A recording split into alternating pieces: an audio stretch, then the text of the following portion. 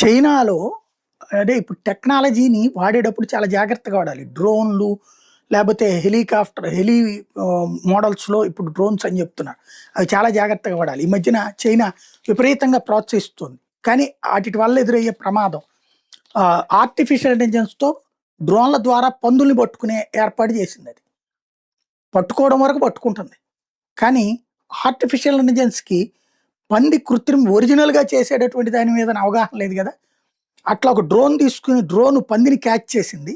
తీసుకొని వస్తున్నప్పుడు ఒక్కసారిగా అది విపరీతంగా కదిలి గుంజుకుంది.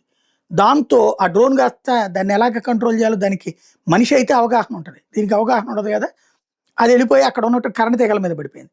దాని ఇంపాక్ట్ టోటల్ కరెంట్ అంతా గూడా కొన్ని ఏరియాల్లో దెబ్బతినేసింది. ఆహ్, ఏదైతే ఈ కొండ ప్రాంతాల దగ్గర జరిగింది. పవర్ లింక్స్ అన్నీ కొండ ప్రాంతాలకెళ్ళే పవర్ లింక్స్ అన్నీ ఫెయిల్ అయినియి. 10 గంటలు పట్టింది అది మొత్తం సెటరైట్ చేయడానికి. 12 మంది కలిసి పనిచేస్తే పట్టింది. 10,000 యువాన్లు దానికి ఖర్చయిందనమాట. దాంతో ఇప్పుడు చైనా ప్రభుత్వం ఎట్లా పడితే అట్లా ప్రతిదానికి డ్రోన్ వాడొద్దని చెప్తోందనమాట.